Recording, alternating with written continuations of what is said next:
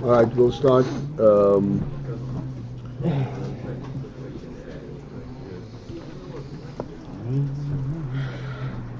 Bottom of the third of the page, the line begins coolly. Ana de gilo eru de asmus in sov shehei b'matan Torah.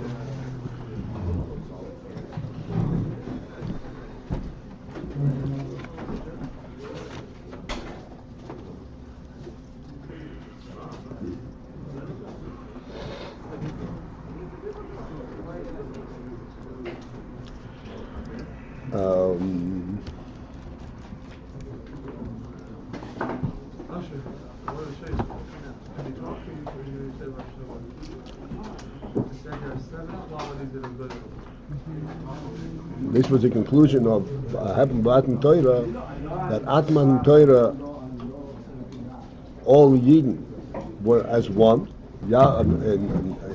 Yisrael, because there was a Gilui that is from Atzmus and Sof. Gilui from Atzmus, that there is an inherent beetle, so that the differences are not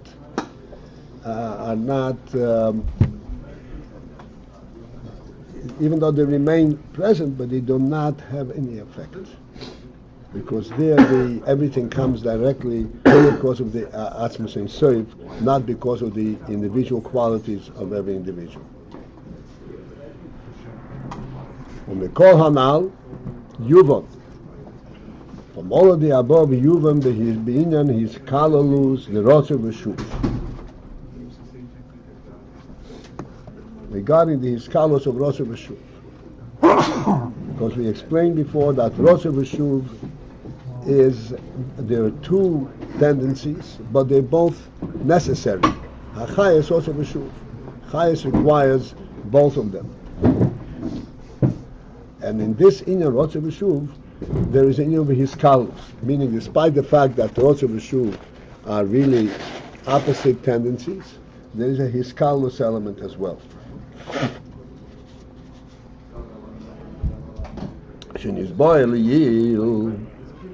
Explained previously that the Hiskalos also Shuv, there are two ways, two manners that this Hiskalos takes place. Aleph, one, Shehorotzu maybe the day Shuv.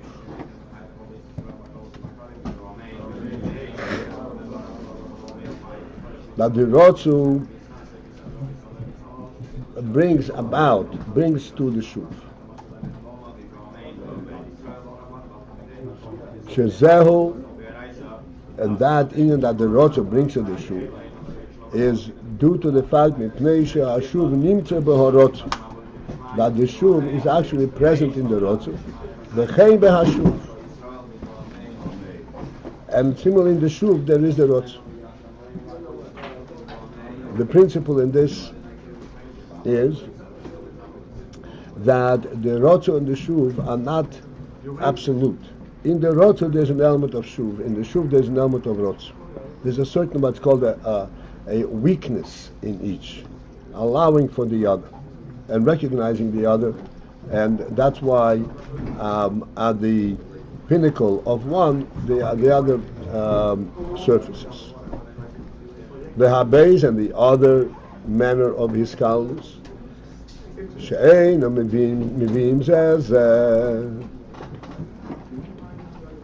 that the Rotz and Shuv do not bring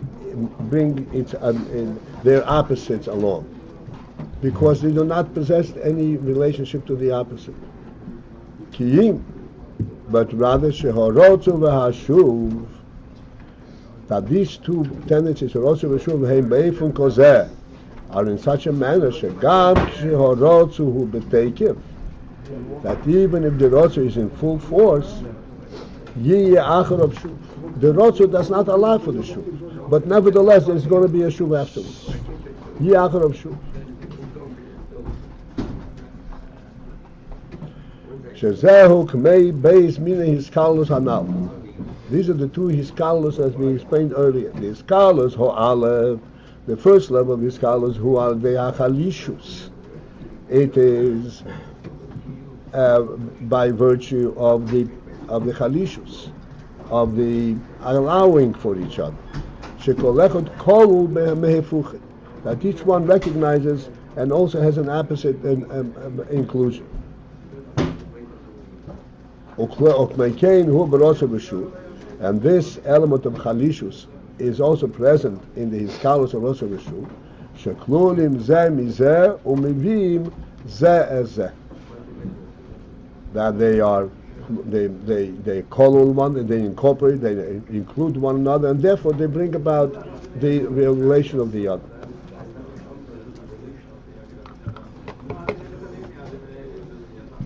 So just to review quickly, so that we understand the novelty of what we are bringing in, that when the Rotzu, this is just a quick review, when the Rotzu is due to his bonus in the Lokus that brings about Ahava,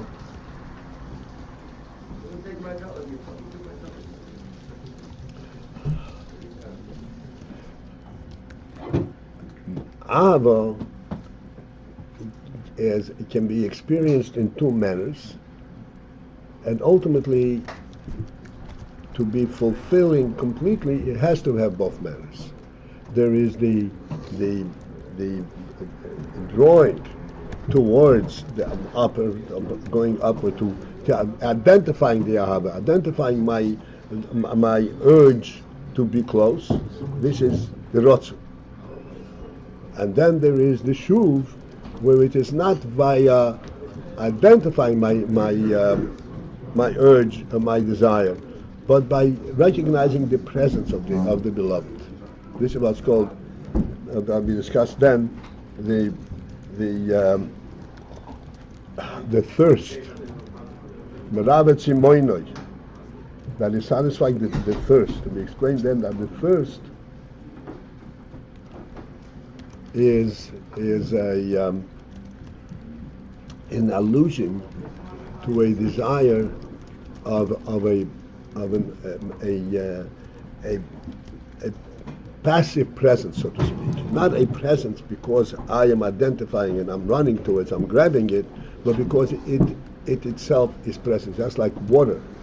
We explained then the difference between how water flows into the person and how food flows into the person. Food stands on its own, is a separate entity.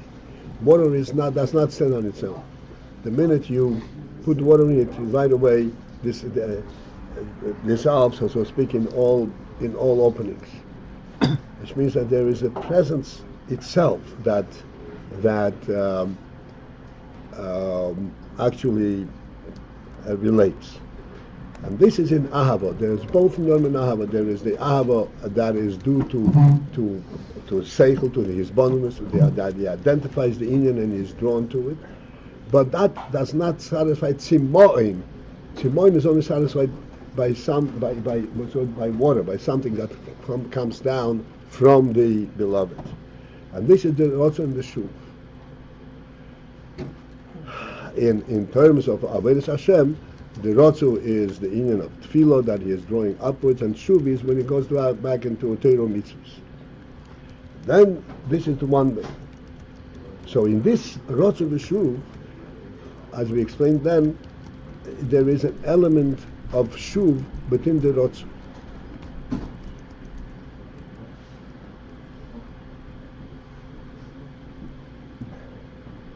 This is why the rotzu is followed by the shuv.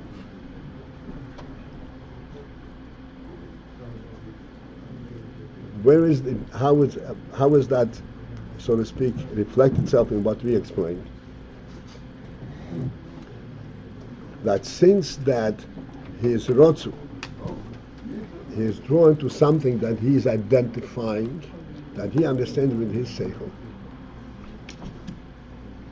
Therefore, there is, so to speak, a personal identity, a recognition. And then there is both. There is the identity and there is desire for it to come to him. They're also in the shuv. But then there is an element of rotzu, as which we discussed then, and now this is the conclusion of it, that he is drawn to something that he cannot identify, that he cannot really grasp. The union von atzmos.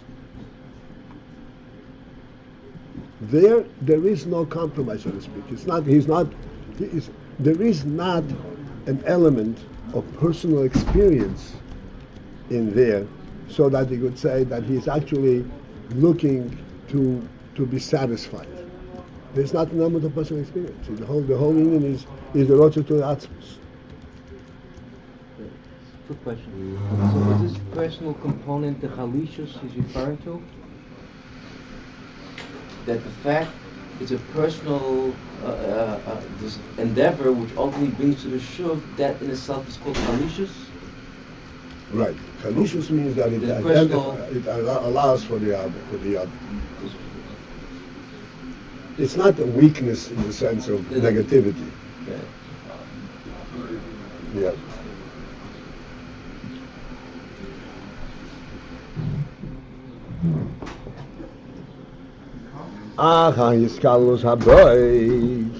But the second type of hiskalolus, who I go back. I'll come back to this. Okay.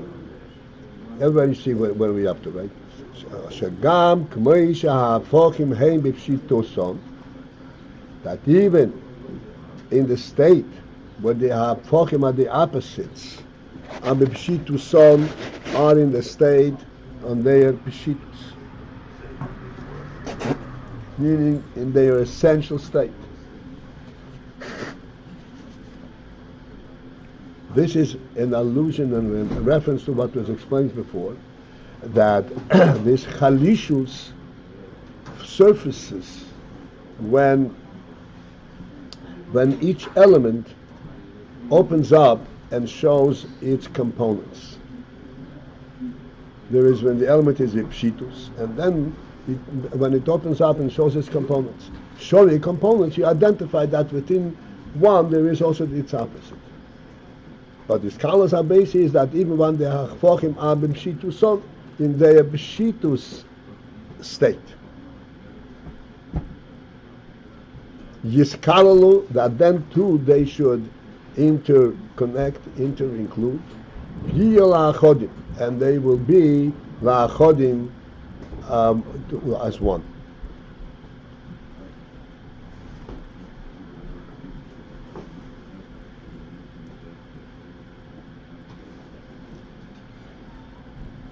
So these are all principles that we already discussed in 2 pages ago. Just to remind ourselves, and we should understand, we should be with it. Fochim b'pshituson, where is the principle of pshitus coming?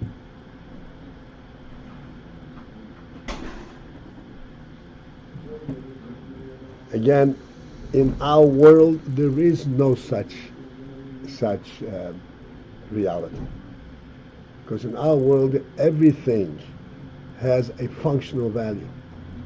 Everything is relative, is circumstantial. Therefore, there is no pshitus. Even conceptually, we're saying that there is, in the nefesh, there is no pshitus. Like, for instance, we talk about a table. A table has a functional element. It's not a pshitus, it's not a must, it's not an imperative in the human being.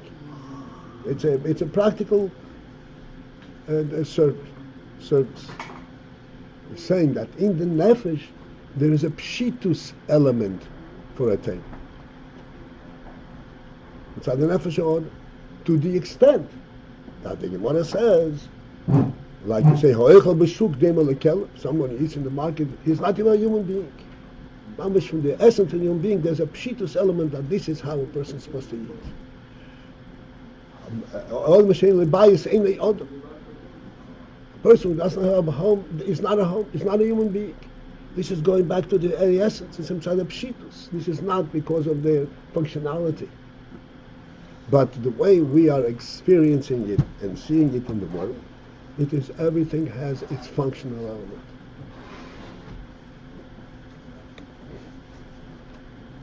As you pointed out many times, there are people who, if they can afford it, they prefer to eat in restaurants every day. Who needs a kitchen? There's a restaurant around the corner. There's a fast food place. That's it. And they're not bothered by it. The Gemara says, Ein Yodam. But that's a much deeper in it. Some people don't care to be they'd rather be a dog. Why is that considered dominant? Why is not eating home that considered dominant? That's considered what? Ayin Udam. Why is? Because Ein Lo Beis.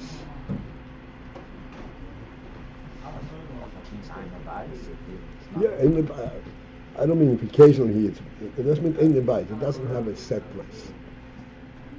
What if the home is depressing and unpleasant? Make it pleasant.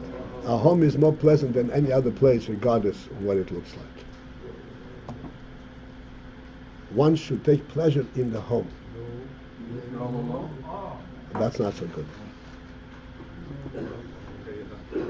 So the Rebbe should fill your need. It's interesting that I told you I had a session I had in Washington with several in July. It was quite an intelligent group of people who also learned Chassidus, and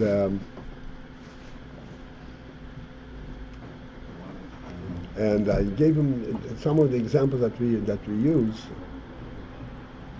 I said about when a person goes into a simcha, he sees a simcha. A cat goes into a simcha, he sees the food. So one of them pipes up and he says, "Your example is very apropos, because if it were a dog, he would not go for. He would go to a person because the dog is so friendly."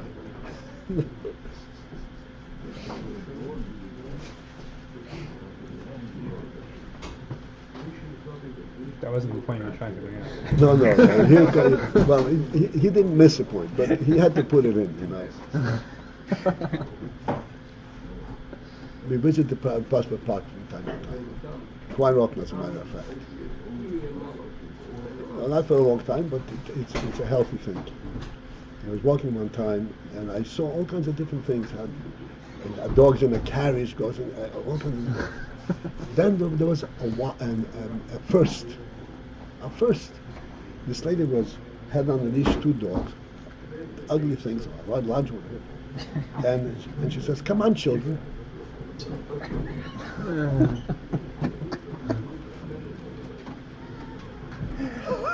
I was thinking, get my back.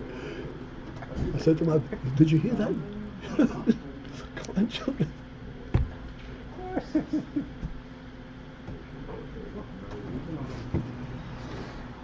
This is what the human being can do to himself because of the strength of his intellect. He can change his view whichever way he wants.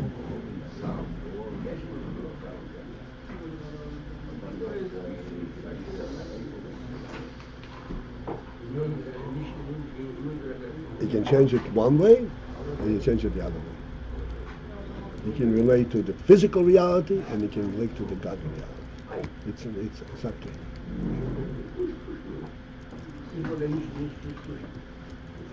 All right, that's sufficient.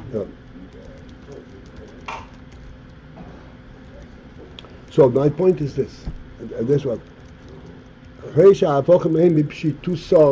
מצד הנפש they are בפשיטוס.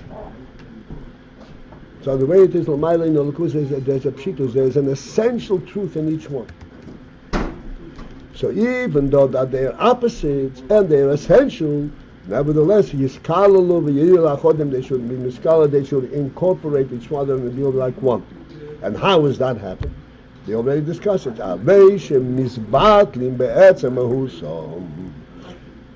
This is as a result of the fact that they are misbatel. They have the element of beetle. And why are they misbatel? Misbatel be'etzem mahusam. They misbatel not in terms of what they are pursuing. This one remains chesed, this remains gvura. But the beetle is in the mahus. Perhaps occasionally we'll have an opportunity, to understand the word mahus. They misbattle be'etzem mahus. Be'etzem mahus. They misbattle their very presence.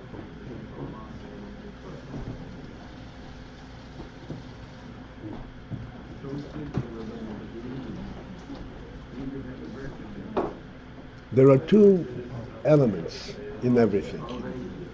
In everything that exists, there are two parts. In everything that exists in the world, outside of Atzmos, there are two elements. There is what it is and that it is. Meaning, it is present. There's a presence there.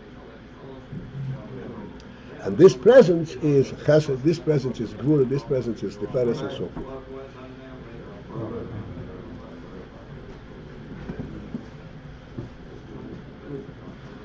Both of these, what it is, the chesed, this is something which is decreed by the Creator, because in the Creator there's everything. Like in the nefesh, there is all of them. There's all the midas bipshitus, and then there is the Inyan that there is a declaration. You be chesed, you be gvura. This gives it a presence. It gives it a presence.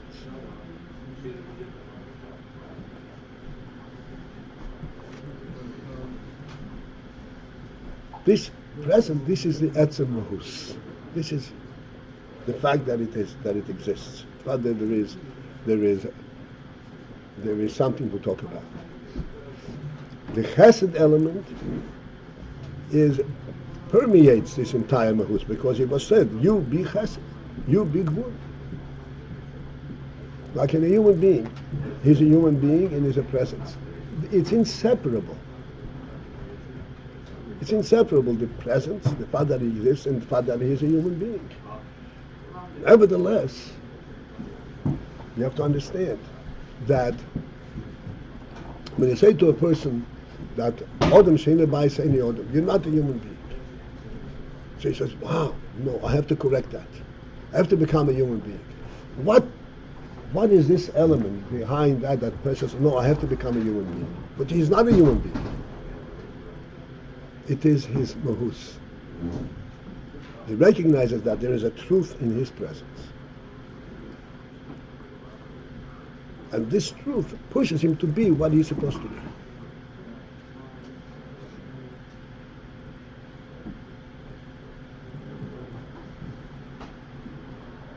This is the mahus. So he says, so this is not merely an incorporation of chesed and gvura. Chesed recognizes gvura too. That's much higher, because it says the pshit too so. So chesed is purely chesed, doesn't recognize gvura, and gvura doesn't recognize chesed.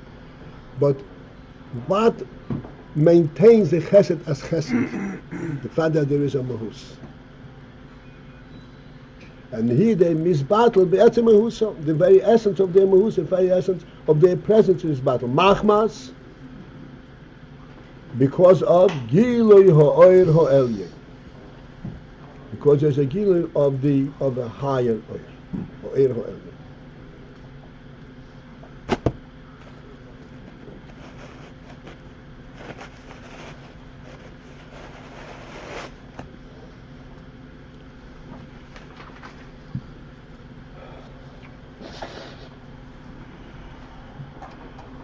What is the Oyer Ha'elyon? We're still going into, but what is the Oyer Ha'elyon, as we already discussed?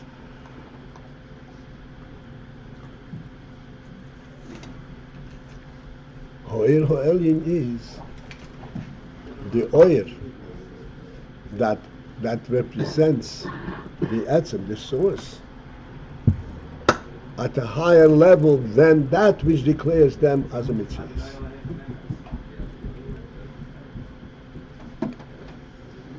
Sorry, it's one more time. It's the light that includes them before they're being declared a The mitzvah. light that represents the etzem at a level higher than that which declares them as a mitzvah. Bittul Muhusan is the Muhus losing its mitzias, losing its presence. Yes. Just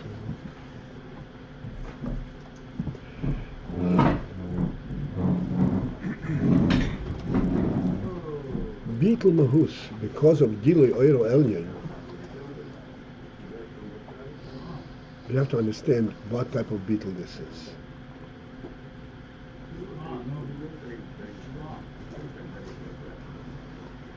This Bittul is not an elimination. There's no big deal, it's eliminated. Anything that exists can be eliminated. This Bittul HaMahus, B'tzad Gilui Oyer Elyon, say Gilui Oyer Elyon. This is actually enhancing the presence, but does not enhance their individual presence. It enhances presence in general. Like this Chesed is a mitzvah. I'm Chesed, so I exist. I'm Gvura, so I exist.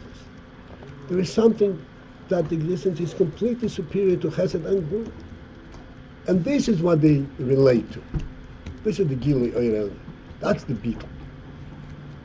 The Bittul is not elimination on a fundamental level. There's no point. That's not called Hiskalus. There's nothing there. This is an actual Gili, natural realization, and relating to something superior to that which defines them as individuals. Even though it's a pshitus. Even though what? They were... Even though each one has a pshitus, a real presence.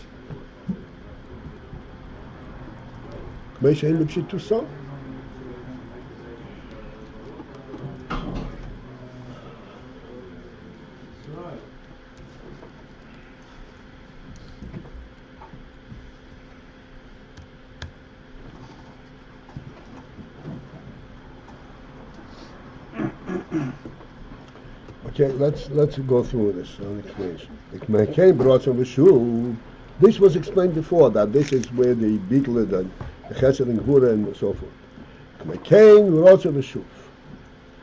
The similar Inyan is in Rotze V'Shuv.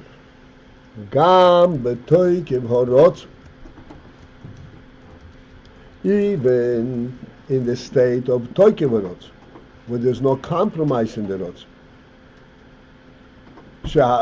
Shehashuv, where the shuv hu inyan hafochi legamre mehorotz, is a totally opposite inyan of the rotz, and the rotz does not allow for it, does not recognize it.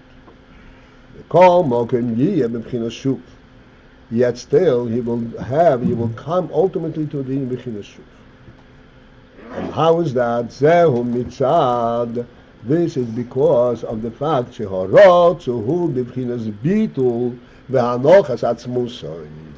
It is because the rotzu has an element of bitul v'hanochas atzmusi. Hanochas atzmusi means setting himself on the side.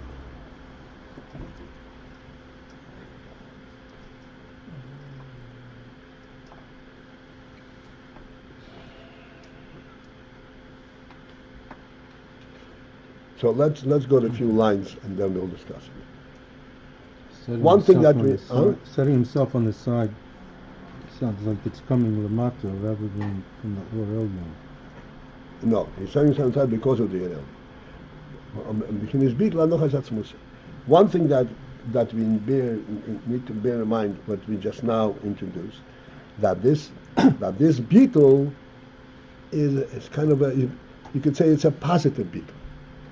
It's a beetle because he recognizes something superior to being, and that is what he's relating to.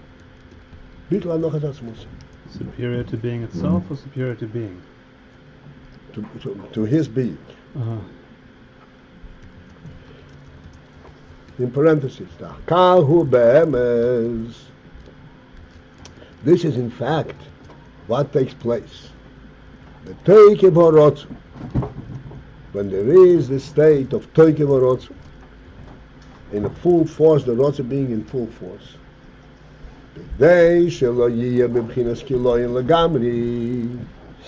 So that he will not reach a point of kiloyin legamri, of total elimination. Kiyim, rather, shuv, that he should be in a state of shuv, that he should remain being. Sorich liya is bitul otzum. There is required to be a bitul otzum, a powerful bitul. Seems to be like a contradiction. It says he should not be kiloyan, he has to be a bitul. So bitul is kiloyan. What's the difference?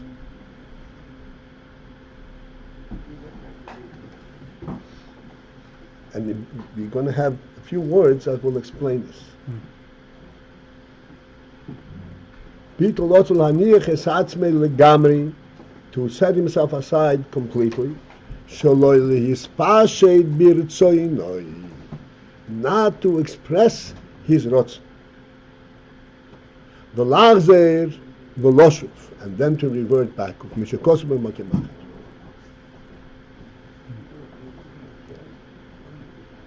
This is what we're talking about beetle. This is still not finished. Beetle mitzad oil elyon is not a beetle of kiloyin, of elimination. This is a profound recognition that the real truth is in this elyon, not in my mitzvahs. The rotzu, what is the rotzu? The rotzu, as we said, the rotzu is the pshat that he has a desire, which means that there is a personal experience. Even though it is rotzen, I said the pshitus. There's two types of desire. There is rotzen mitzad midos, like we said, ahava, that is in the original level, and then there's mitzad rotzen. Rotzen is an atzmisik inyan, is representative of the truth of the nefesh itself. This is not for personal satisfaction, for personal experience. Like we said over there, that then there is he has a thirst, he wants to satisfy the thirst. This is already on a lower level, on midas level. But this is mitzad etzem hanefesh, mitzad rotzen. This is the primary truth that he wants. Like we said in our example, Adam is not a human being. Not a human being. This is not a union from midas. This is an essential union. Called Dover Reitze B'Kiyuma. This Rotze B'Kiyuma, this is a Rotze Neliki that was put in him because he was created when he is. Because through this Rotze, this is how he, so to speak, greets his creator, recognizes his creator. That's what we explained many times lately. Reitze B'Kiyuma. So this is a Rotze Neliki. And there is this recognition. Loyal is pashet birtzoyne. Not even to express his rotzon. What then is he expressing? Expressing the recognition of the ultimate truth, of the motivation. His mitzias is no longer what he knows. His mitzias is what the motivation is.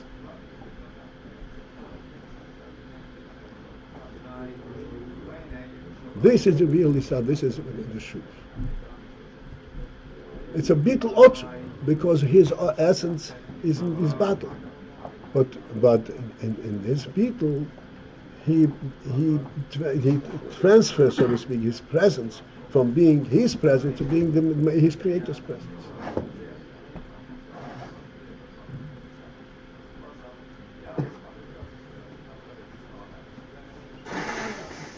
So that the words over here, Shaloi is pashit birtzoinoi, not to express his rotzon.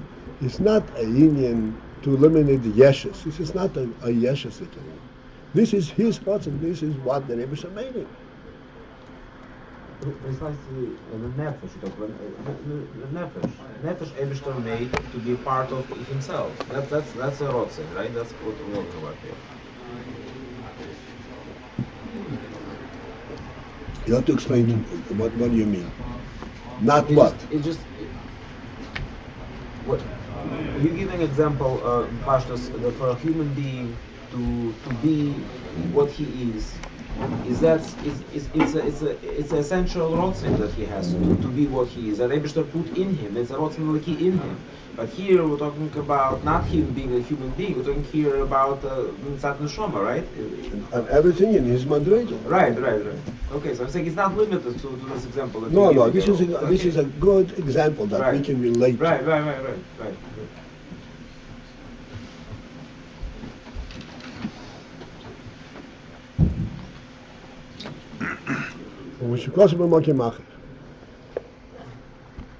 Okay, so now this is a parenthetical insert.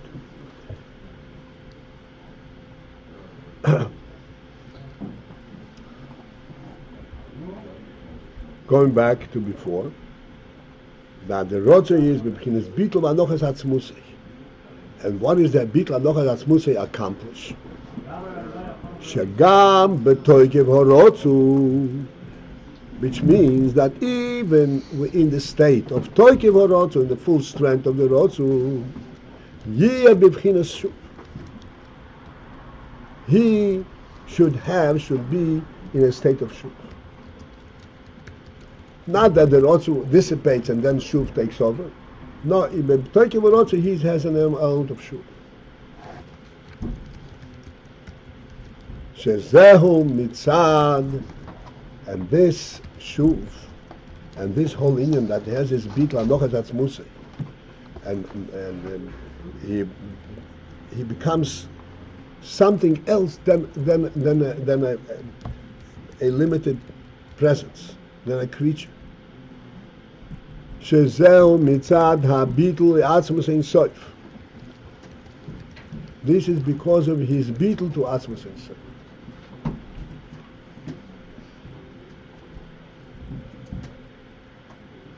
To paraphrase this,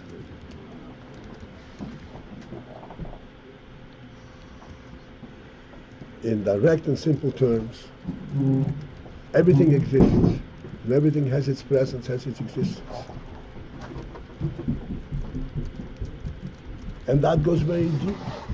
And tolerates a human. The underlying consciousness, the underlying power behind the fact that everything exists is the will of the Boire that he should be.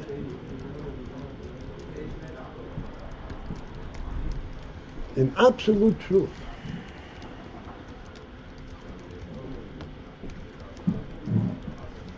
when we observe everything in the world, which are the purity of the nefesh, when the nefesh knows only Elokus, if we say this is a table, I say, yeah, this is a table. It's not a table because I'm identifying. What am I seeing? I'm seeing the Rebbe said that this is a thing.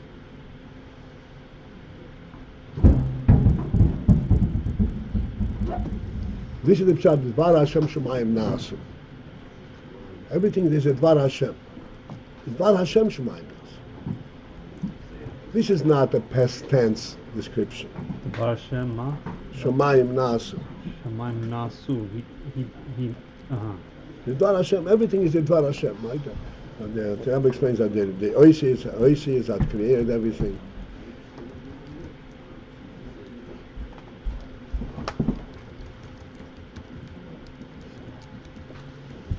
Alter Rebbe brings down in Tanya, Shal Yochid Amur right in the beginning.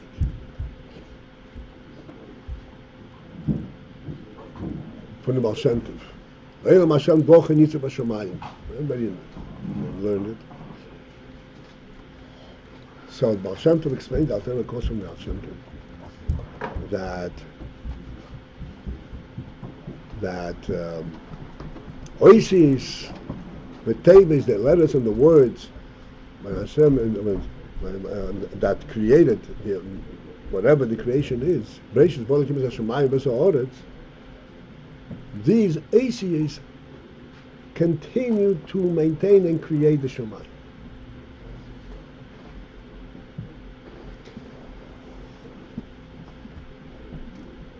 Now, there are two ways that we can relate to it. One superior to the other. One is that we look at the Shemayim, we look at the Yoretz, we look at everything that exists, and we recognize right away, this does not exist on its own. It has to have something that maintains, like just like you see a human being. Yeah, he has a body, the body is alive. There's no such thing. There is a Ruch Nishikekoyah behind a nefesh that gives it life. We see it right away. So in a living thing, we see right away that it is the life that maintains. In an inanimate thing, we don't see it right away. But if we are misboined, we see right away it is not. It is a koyach haliki that maintains it. Within that, there are two ways of looking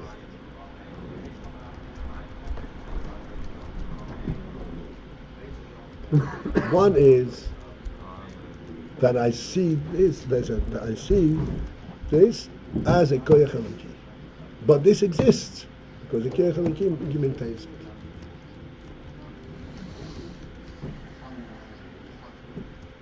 Then it means like this. I recognize that there is a world, but there is a world because there's Chai Haliki that gives it. But there is a world. Then there is a superior level, infinitely superior level. Essentially, without the nefesh, there is only motzerish.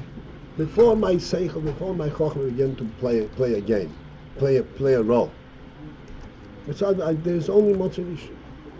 This is the only truth that I really recognize. The only thing that I really recognize and relate to. Everything else, I don't understand what it's doing over here.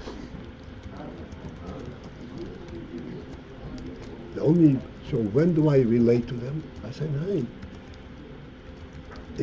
But I'm looking at this, not this thing. I'm looking at the Rebbe said, look at this, I'm telling you this exists. And I want you to recognize its existence. The whole thing is mitzad Kabbalah's, this mitzad Dvar Hashem. This is the ultimate beat. This is the ultimate truth.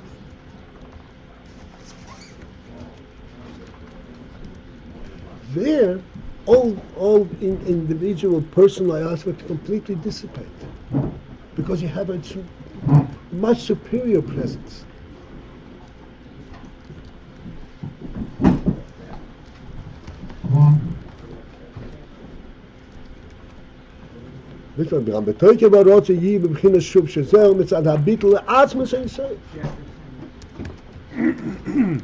There is nothing. There's Atzmas and Sof, and he says, which should be Shemusha Shoma Kavona B'China Ashuv Dafka. And there, in Atmos inside this Mushush is rooted the Kavana b'mchins Hashuv Davke in the Shuv Dav, which means in simple terms,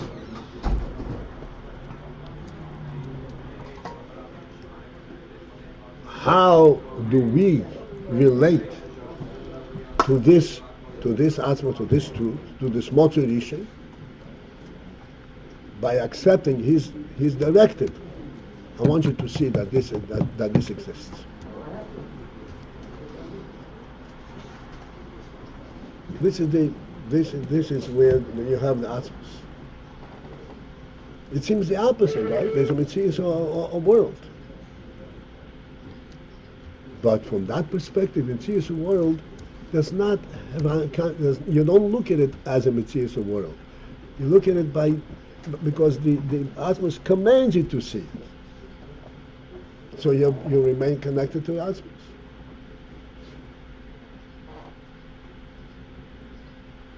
Those are the truth. One more time, you're not seeing the world per se, but you're seeing what he's commanding you to see. Right. You say Dafka, that's the way you recognize Atmos? Yeah. It's Dafka the way. Yeah, that's the only way. But that's the Kavanah behind the prayer. That's right. There's no other way. The other way he would be Kiloyin, but it's also not Atmos. It's not Rotzain. It's not Ritzain, it's Pashas Ritzain.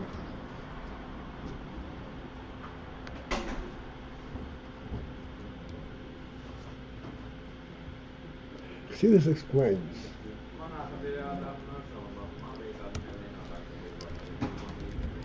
that a melech, the true principles of a melech, be Torah.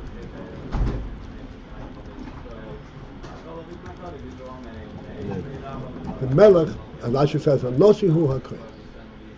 Nosi and melech are interchangeable in that concept.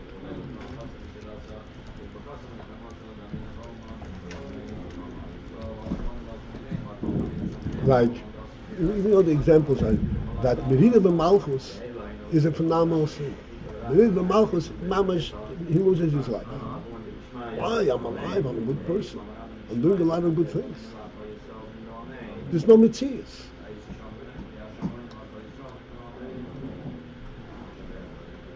Here from Melech in the Pshat, that whatever you do it not because you're such a great person, but because the Melech is there.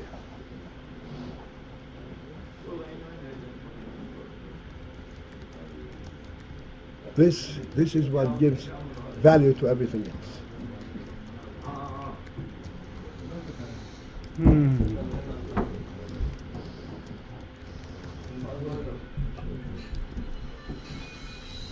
This is why there is the beetle to Melech is absolute.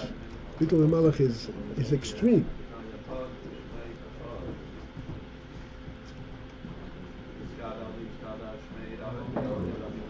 So now you have an opportunity here to recognize this very fine truth.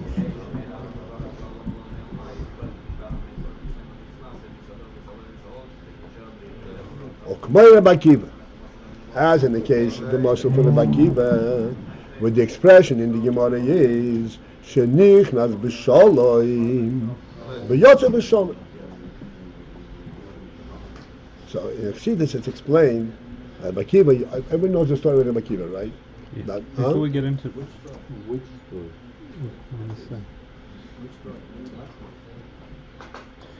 Sorry, the Ukmoy. So too, compared to this, what we're going to hear about Rabbi Akiva is like the senior from Beetle to Atzmos. Okay. Rabbi Akiva, Nichnas b'shalom Atzmos. The Gemara tells us that there was Arbosh and Nichnas Pardes. There were 4 giants that entered the Pardes, which means they went inside to see Elokus from inside out. There were 4 of them. And each one of the 4 resulted in a different effect. One of them lost his way in life altogether. The other two lost their mind. Rabbi Akiva was the exception that nichnas b'sholem yotze b'sholem. That he came out whole b'sholem, in peace. So Tzidk explains this thing that at yotze b'sholem. How is it yotze b'sholem? He saw things that a human mind cannot process. This is what happened to the others. So how was it that he came out b'sholem? And the answer is nichnas b'sholem. Well, you stepped into it with a different approach. And what was that allowed him to go in and see it and come out b'sholem. What is this nichnas b'sholem? Shezeu mitzad oitzem habitul. This is because of the oitzem habitul, of the profound bitul. V'anochas atzmusa. V'anochas atzmusa, and putting himself aside. La'amitis hakavono ha'elyena. He was not seeking to satisfy his interest and his rotzing and his tremendous drawing and longing for a lakus. Amitis hakavono ha'elyena. The kavana ha'elyena, that is what he was seeking to accomplish. I recently saw a little episode.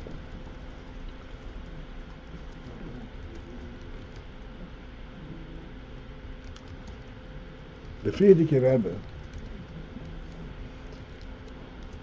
we know that the Frierdiker Rebbe was, his period of his Nesinas, 30 years, was an extremely challenging period.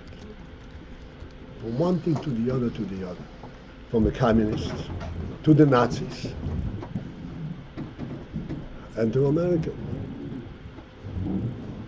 working in all cases against all odds.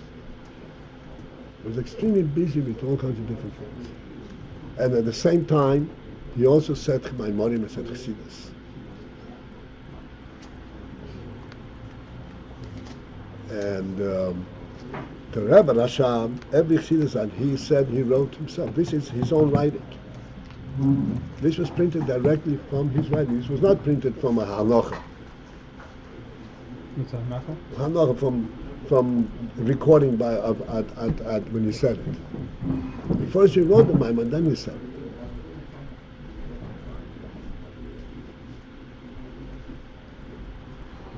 The Frierdiker Rebbe did not have that luxury.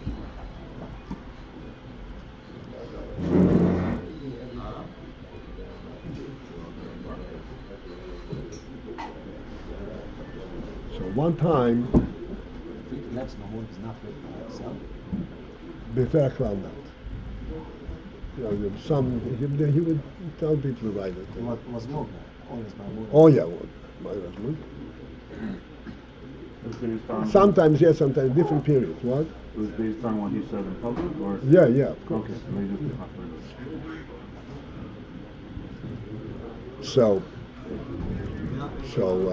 I think it was Nissim Nemanov. He had to go away someplace. He was being sent to Yeshiva. So he was by the Rebbe, and he asked that he wants to have the Maimer in writing. The Maimer that the Rebbe said in writing.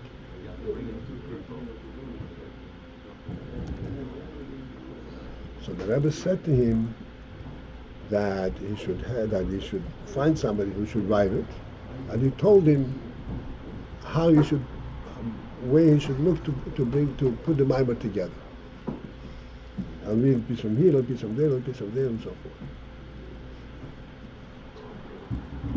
And the Rebbe, then he Rebbe with Magia and so forth. So then the Rebbe asked, who did he assign the task of putting the Maimer together? He said, they told him who it was. I remember it was. I don't remember. I don't think it was actually mentioned in this writing. He told us. So the Rebbe said, good. Not everyone is fit to know how Maimer is put together. Not everyone is fit to how a mimer is put together.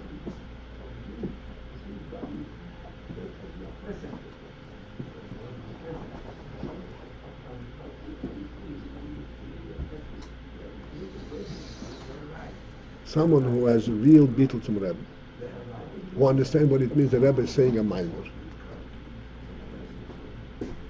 Even if the mimer is actually on the basis of a piece from here, a piece from here, a piece from there, it's a new mimer. It's a mimer that the Rebbe said. It's not a pilpul that somebody draws together things, relative things. It's a mimer from Rebbe. So, in order to have that recognition, you have to have real bittul zum Rebbe. And then the Rebbe's mimer makes absolutely no difference of how or what pieces there are in the mimer from which sources.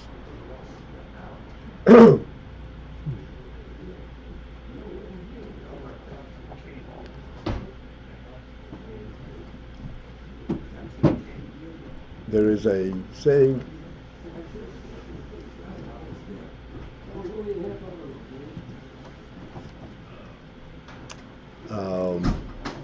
there were Maimorim that the Rabbeim repeated. Every Rebbe had certain Maimorim that he repeated from time to time. Sometimes they were repeated verbatim, word for word. This Maimorim had a special function and the Rebbe wanted to affect, so to speak, metaheh the aver, it's called, to purify the air, the atmosphere. Every Rebbe had his Maimorim. The Alter Rebbe had his Maimorim. Mittel Rebbe his Maimorim. Tzedek his Maimorim. They would repeat the Maimorim, sometimes almost verbatim, without any change, alteration. A mama which was said already? Yeah, they repeat. You know, every 3 years, every 2 years. So, I don't remember who said it. The Rebbe Rashab said every time it was a new Maimon. Every time it's a new Maimon. But those who related to Rebbe, they saw in it a new Maimon. And the expression in there, in that sikh is that Iyar can be the same Iyar, can repeat itself. Etzem is always something new. Iyar is always something new. Wow, wouldn't it be sound? The effect of Iyar is new. The effect of essence is always new. Always new. But essence itself is always essence.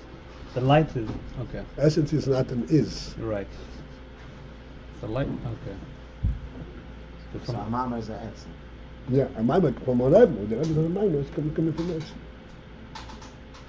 When the Rebbe says the Maimon, it's a new thing. There's no such thing. We give the mashal always from the sun.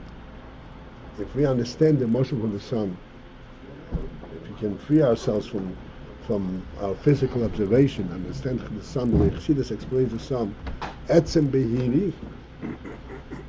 Etzem behiri means, as you said, it is not the physical structure of the sun that gives off light. It is an essential reality in the sun that brings light. This is the same light, like you said, the light that was created by Rishon that didn't have a luminary. Now it is camouflaged to the sun. So there, it's the same sun every day. It's something novel. It's a reality itself. Okay, let's continue.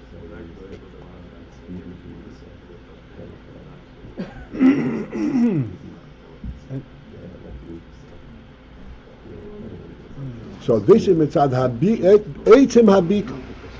And doch das muss in der Mitzvah Kavon Elyeino completely putting himself aside to the truth of the Kavanah Eliyena. The truth of Kavanah Eliyena means, the word truth over here coming out, again, as we said before, it is not as the Kavanah Eliyena is reflected in our Metzius. Mitzvah Kavanah Eliyena is the Kavanah Eliyena as it is seen mitzad the Mechavim, mitzad the one who wants it. So the truth of it. Like you said in the Rambam, Amit is himotzin into Kohen. Amit is himotzin means not as he manifests himself, but as his own truth is to himself. Is there any way to explain a little bit more about this idea that tomorrow is always new? I don't really get it.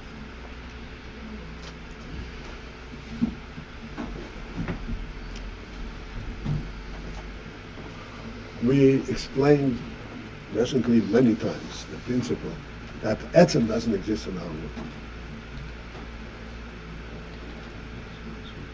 Why not? We have a whole world.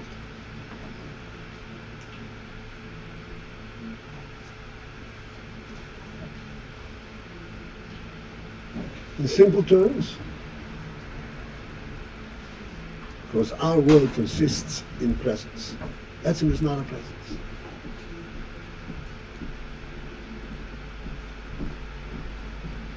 So, a presence, you say, okay, this is here now, this was here 5 minutes ago, and this is going to be here from 5 minutes from now, because it's a presence. Etzem is here not because it was here 5 minutes ago. It is here because it is here now. Because it wants to be. Yeah. It is not a presence in the sense that one moment demands the other. It's a novelty every time, coming from the truth of its presence. Like this is what I explained before. That there's a difference between saying, yes, the world requires to be supported all the time by its creator. But that is the world. There's a world that is supported. And a totally different view is, no, the world dissipates into nothingness and then you recreate it again. Because the creator says, I want you to be. So when you see it, every time you see it from the creator's perspective. It's not a maintenance job, it's a recreation, it's a creation. Wait, you're not talking about this. So that aspect of the world is always new. Always new. You never relate to the world per se, you relate always only to the creator. That is what it is, that is the truth.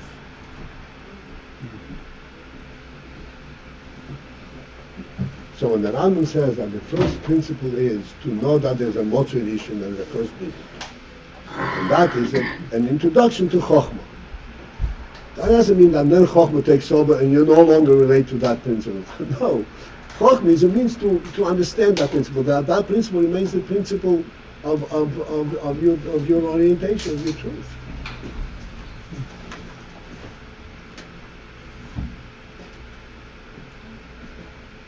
This is the bit what I want to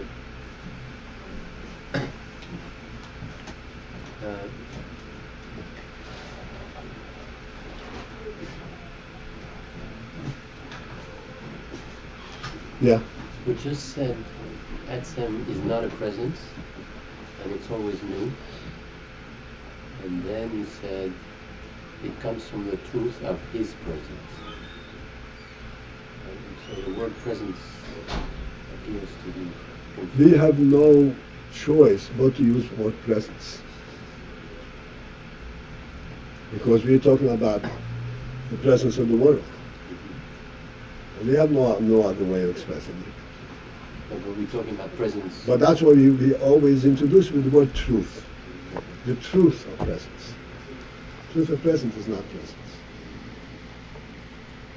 Presence, by definition,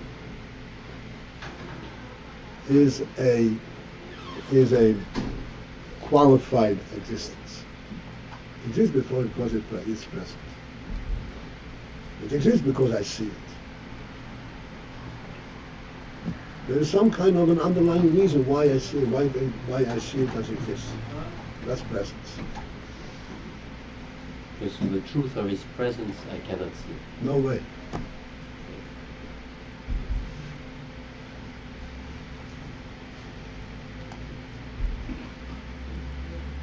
This is why, the world conceals the truth. Because it constantly speaks, oh, there's a presence.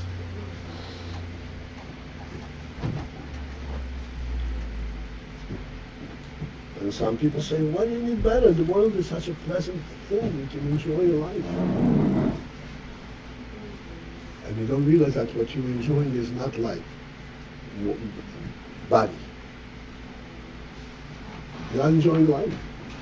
Because body is with presence. Body is present. Body is what enjoys a tasty piece of food? And life goes on what's true. What's nefesh? There's no enjoyment for the nefesh itself, the food. At the moment it's only body. What do you think? It says that it gives stamina to learn things, so it has some kind of effect. It depends. If you eat L'Shem Shamayim, yes. Then that's not enjoyment of food, per se. Enjoy the food, enjoy the taste of the food, and that gives stamina to You enjoy the taste of the food. The reason you enjoy the taste of the food is because you feel that it enhances, opens your mind. So it's not the food per se.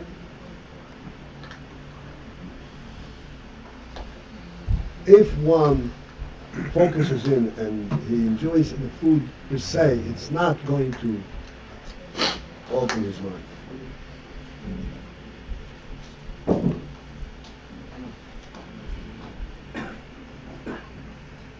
I know, as I went into this, I want to conclude this statement.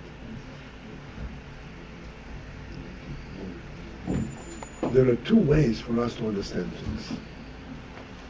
Like we're saying over here clearly. Because of personal experience. Even this Pashas Horotzen is also personal experience. But in our world, it is personal experience. You sit and then somebody gives a very pleasant, entertaining speech. It was wonderful.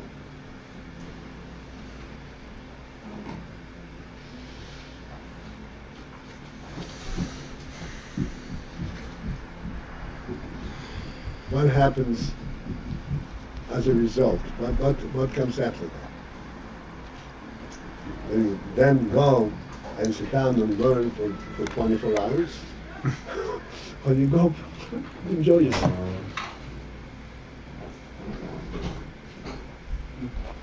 There are two distinct levels. The neshama is mislabish in the goof. As we speak all the time. The neshama is mislabish in the goof.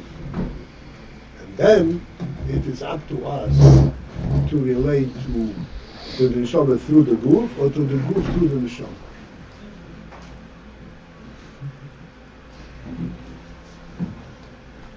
These are two distinct ways.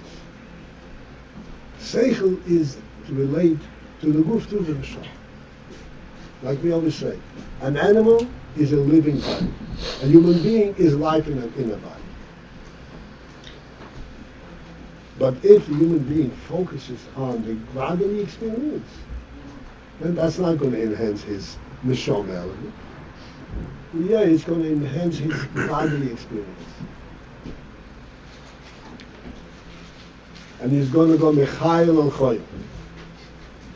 He enjoyed this, his taste is going to become more refined, he wants something better. And then afterwards he's going to want something better. And he's going to have a sophisticated taste. The corner restaurant, that's it. That's not food. You can't even look at it.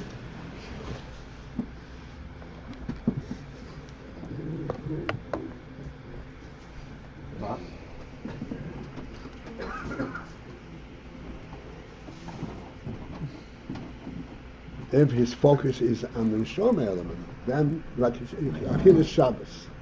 It's Shabbos, a person needs to call it Shabbos, then that actually, the truly call it Shabbos, then that can actually enhance his ruchnis. The Koyach HaNefesh. So it's always why he's thinking about this, and why is he... In simple terms, it's what you're thinking about. But again, that itself is an avodah. It's not just the thinking. It's Nichnas v'shalom. Nichnas v'shalom, exactly right. Nichnas v'shalom. Your approach is a shalom approach.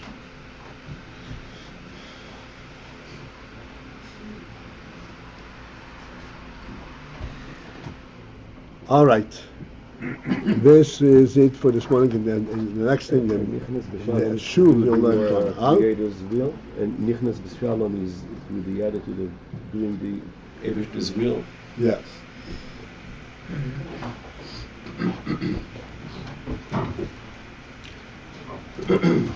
So I checked, just like you said that Metzias, it's here, and then you said by Etzem, it's always no. You see Metzias as it is. You're saying Metzias as you see it as it's Metzias, and Etzem as you see Metzias coming from Etzem. Is that what you meant? That Etzem is always. I mean, how presence comes the from only Etzem? way to Etzem is to relate to everything by the godly decree. That's the only way we can relate to it. All right, have a good day online and conference. We are closing shop here. Thank you.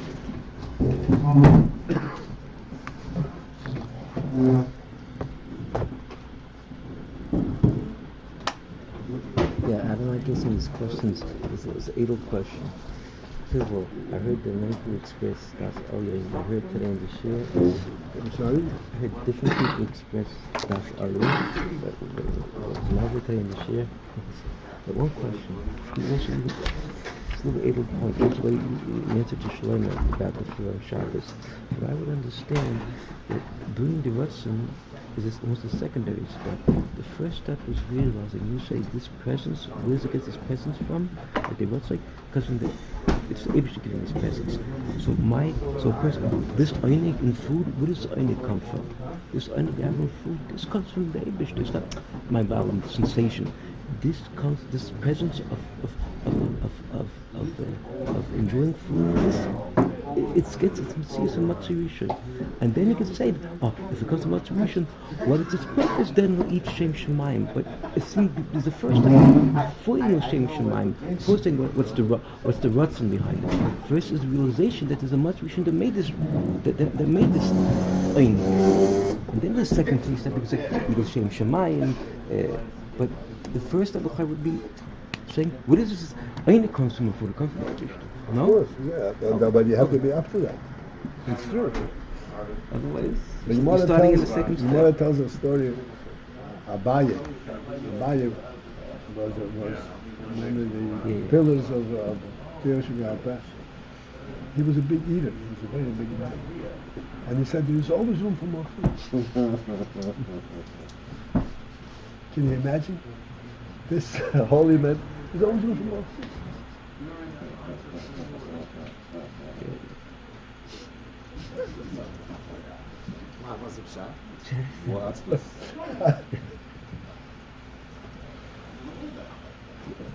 He sort of presses the food. What's about what's the food? Matsurisha. And a lot of Matsurisha inside. I thought it was weightless. I hear what you're saying about a man eating I hear what you're really saying. I'm trying to get positive, but I'm still hungry because I don't feel like I can ever have that. Even if it's going to be a home as a present. present, it wouldn't be mine. Because I didn't work for it. And I don't feel like I can work for it. And I wouldn't, it's something that I can never acquire. So it's very, it's very daunting. It's very discouraging. That means I have to be a home number one. an animal my whole life. A home number one does not mean you own it. If you rent it, you pay the rent. It's also done. A home does not mean you own a piece of property, a piece of real estate. You appreciate your own first. All right. Some people have to live in certain conditions, it's hard to call it my home without. Okay, so you start from that and you appreciate and you tell yourself you improve on it.